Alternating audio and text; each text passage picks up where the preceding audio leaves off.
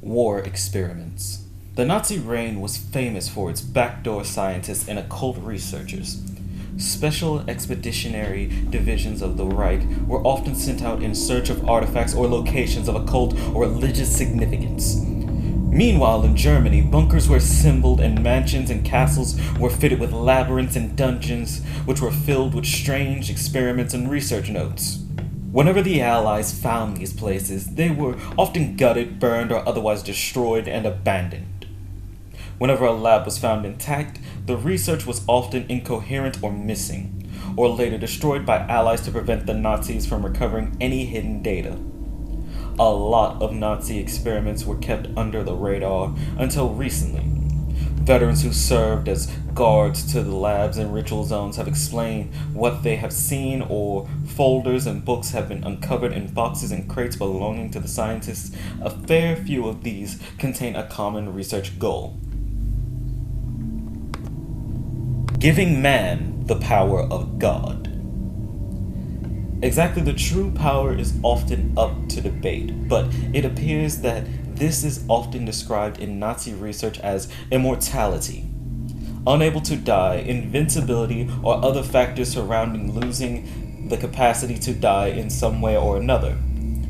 The larger part of the research was actually legitimately based certain doses of chemical compounds to aid blood flow in aging people.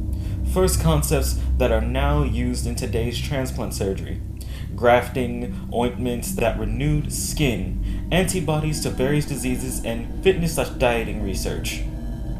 However, one set of crates discovered in Hamburg in 1999 went way off of this research style. This stuff crossbred the occult experiments and immortality research. Mind is the disease. The introductory folders and proofs of concept of the research begin with the principle that the brain controls the body completely and wholly, and as the body slowly degrades around it, it continues to function. Further statements say the reason the body is left to degrade is because the human brain is set on a biological timer. Such is why butterflies can only live a day, yet other insects can often last longer. The brain tells us to die. It is proposed that as the brain grows, it begins to make connections, resulting in the human becoming more mature and having an advancing brain. At the age of 35 to 50, however, these connections slowly break down, resulting in forgetfulness, dementia, and other mental diseases reserved for the elderly. Their proposal. The Nazi scientists proposed that the brain has a universal kill switch that activates as soon as the brain has fully developed in all normal humans. This kill switch will initiate a shutdown sequence in bodily functions which occurs over several decades. As soon as the body is fully shut down, the brain will be forced to die through lack of oxygenated blood. It is said that Werner's syndrome, a disease where a person ages rapidly, is a result of the kill switch function activating far too early. The Nazis proposed that they could remove the kill switch and give the human mind immortality, and from that complete immortality, needless to say, brain surgery was incredibly difficult during those times, but it was possible. In the stacks of folders, there were many different diagrams and past research on the brain, psychology, the human mind, and the like. The location. The experiments were initially proposed to Nazi executives in 1940, and permission was granted to perform the experiments in 1942 under one condition. The experiments must be conducted outside of Germany. The German populace must not see the experiment in any way, shape, or form. It was no surprise to the scientists that the executives were paranoid about public retaliations. It was no surprise to the scientists that the executives were paranoid about public relations. But the idea of performing the research outside of the fatherland was foreign in itself. Most experiments were performed in bunkers or basements regardless. The scientists complied and were able to organize a setup with their ally, Japan. In late 1942, the research had begun. Here's where it gets strange. The research team had taken over a Japanese orphanage. The orphanage was in the hills, supposedly somewhere in Shimane, an area nearby Hiroshima. Carrying out the experiments, the scientists deduced that if they tried to take the usual test subjects, old or diseased people with nothing left to live for, similar in fashion to Gateway of the Mind, they would be playing with the variable of disease, or more importantly, they would be experimenting on a brain that has already had an activated kill switch, rendering it useless in the context of finding the solution. As a result, the Nazi scientists demanded that children, namely the orphans in the orphanage, which they deemed to, again, have nothing else to live for, would become test subjects. Their young brains eliminated any cause for concern of an already activated kill switch. To begin the experiment, the children went through numerous immunizations and intense psychological testing to ensure that they would prevent any defects and keep a general benchmark for their subjects. Next, they began with the older staff of the orphanage, but under anesthetic. The surgeons opened up their skulls to find a good cross-section of an adult brain and begin to find key differences between it and a child's brain. After gaining a model of both a child brain and an adult brain, the scientists deduced that the universal kill switch wasn't located in the brain, but in the cerebellum. Located at the rear, the cerebellum commands all subconscious activity in the brain, which is understandable since it isn't a conscious action to set off the kill switch. Systematically, they took the tallest child in the orphanage and began to open her up. They were about to begin their first kill switch-ectomy. They had managed to open up the cerebellum and remove the part presumed to be the kill switch. However, upon closing the subject up, they found that she had expired. They assumed that the incision on the brain had been too brash and required far more precision. The body was dumped in the forest behind the orphanage. Success, presumably. After imports of different tools and different techniques developed, the scientists were finally able to remove the kill switch and successfully revive the patients. In May of 1943, they had taken one of the youngest girls in the orphanage and removed the kill switch. The only function she lost was the ability to sweat. After their assumed success, the scientists had celebrated, after which everyone went to sleep. The next morning, the girl did not wake up and was revealed to be comatose. After a while, she was revived successfully and the kill switch ectomies continued. Continuation. The initial success gave the doctors a new state of mind, one of refreshment. They were able to continue their experiments with the ease of mind that the theory was proven. Well, so they assumed. Before the doctors continued their removal research, they commissioned several doctors from Moscow who were trained in the practice of body revival. Technically zombification, however, it relies on the principles of using electric shocks and artificial hearts to power the body back up. They stated the reason for this was that the original subject always became comatose or clinically dead whenever she went to sleep and then revived herself in the morning. She had no signs of this behavior before the experiment, and despite the fact that she revived, the doctors did not want to risk the success turning into failure. The Russian scientists were put to the task of bringing her back to life whenever she expired. After several days of this, the Nazis concluded it was safe to continue. Project Venom. Project Venom was a Russian experiment to create super soldiers from the theory of Dr. Frankenstein. It may also form a basis for the Marvel superhero as well. As a repayment for the use of the Russian scientists, Russia had asked that they combine the research of Project Venom with the Nazis' ongoing experiments. Naturally, the Nazis agreed. However, The limited number of orphans was debilitating, as the Nazis required so many of them and could only offer a single girl. The Russians were content and began their proof of concept. They had artificially created an arm over in Moscow, which was on its way to the orphanage to be grafted on to prove that amputation and replacement could work.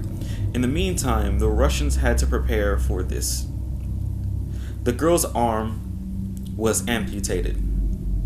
Mysteriously, shortly after the Russian scientists packed up their equipment and left, the replacement arm never came, and the girl was left with a bandage strap over her kimono perpetually. The Russians were said to have left with a fearful haste, as if suddenly the air had turned to cold for their taste. As if suddenly the air had turned too cold for their tastes. Rebellion. One child of the whole orphanage did not approve of the scientist's presence.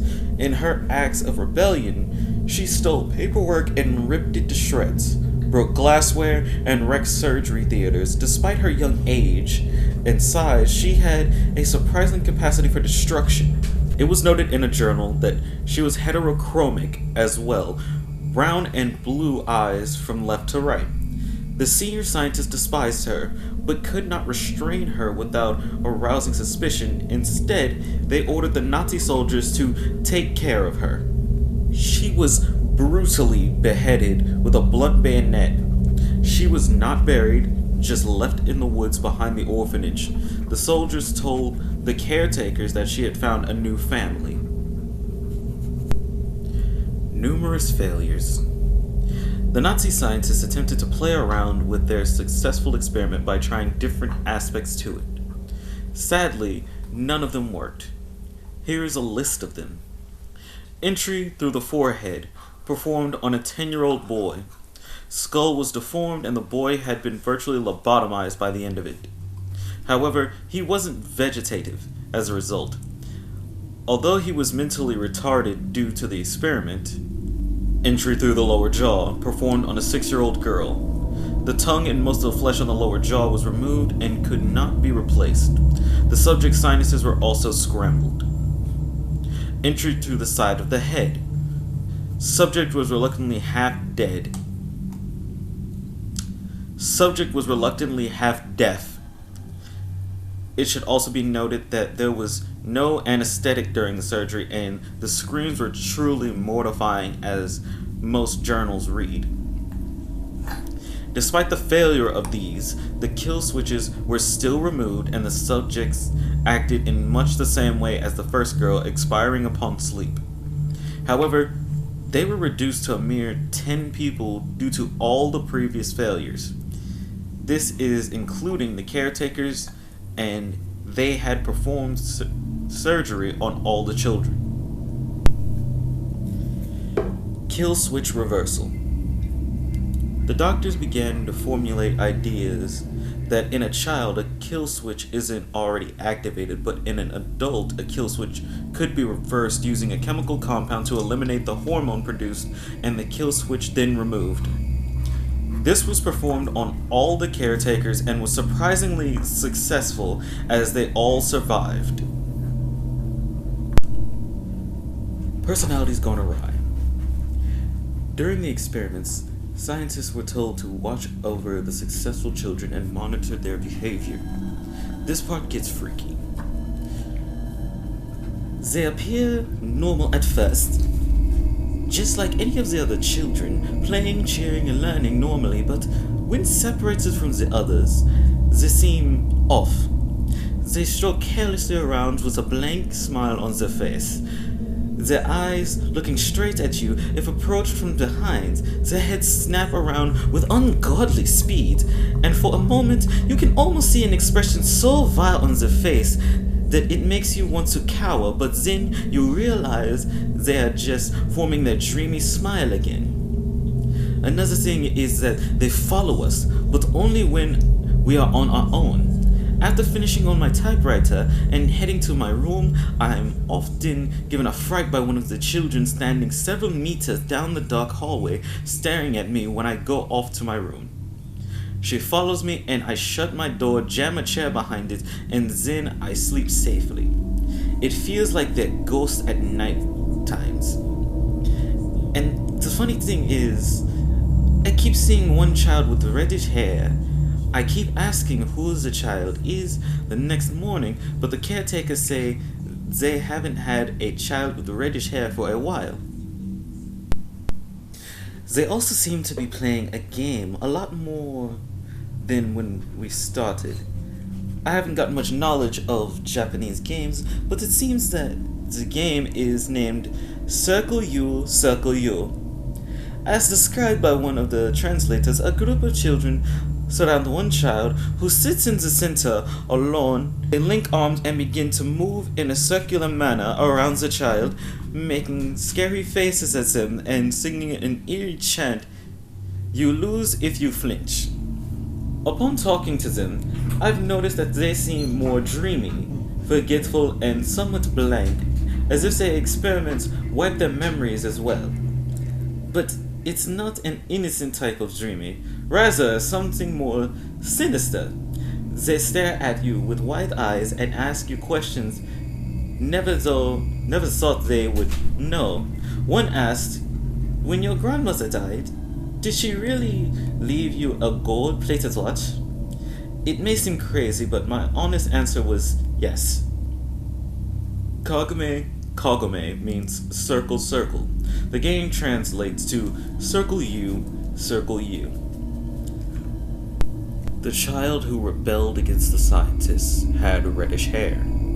Demise. In early 1945, Hiroshima is bombed. Germany forfeits and the experiments are ground to a halt. The Germans begin packing up their equipment. Most of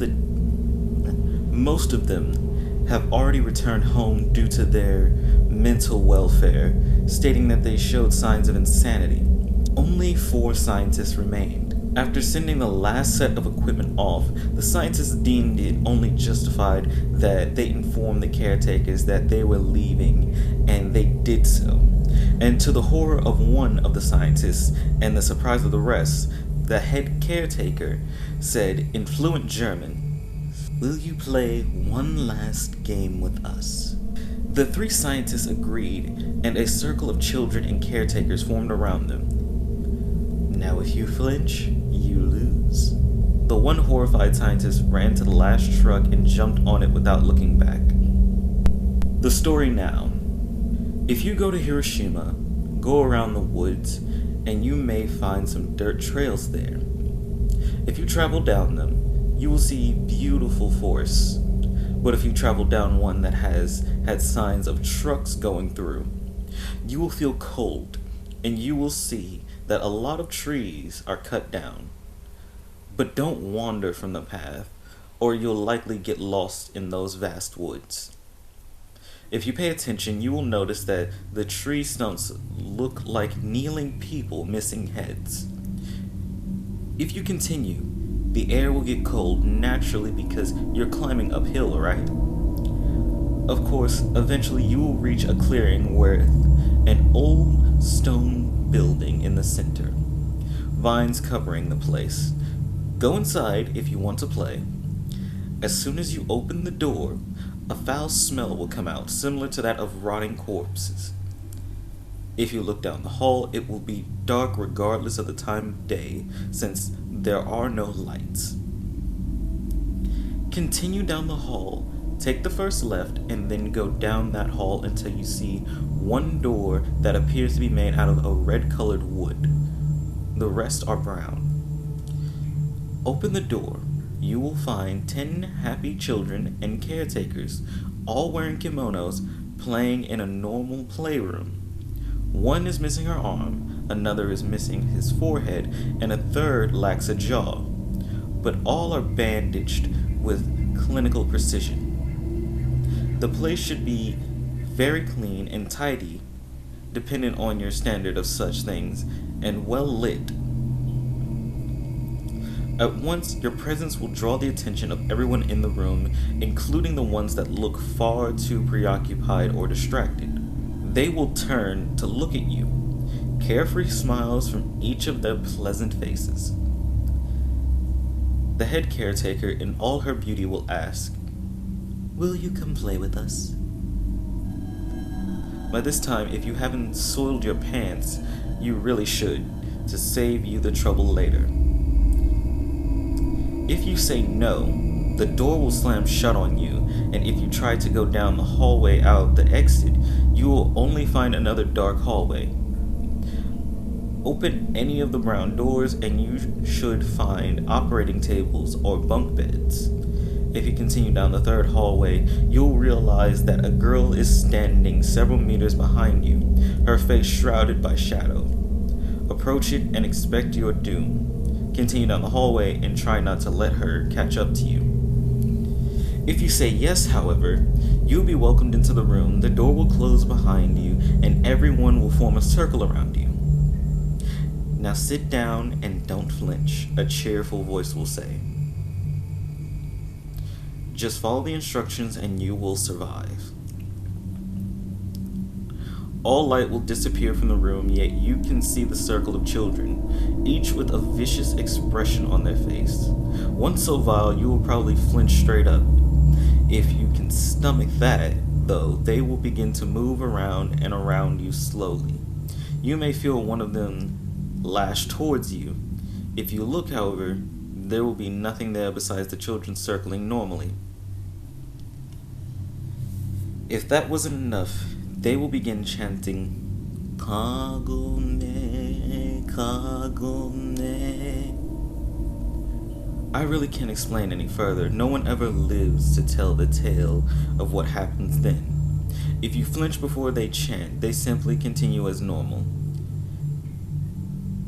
If you choose to say maybe to the head caretaker or anything other than yes or no, it is told that the children's expressions will turn mortifying, and they will scream in inhuman voices, "Decide! Decide!"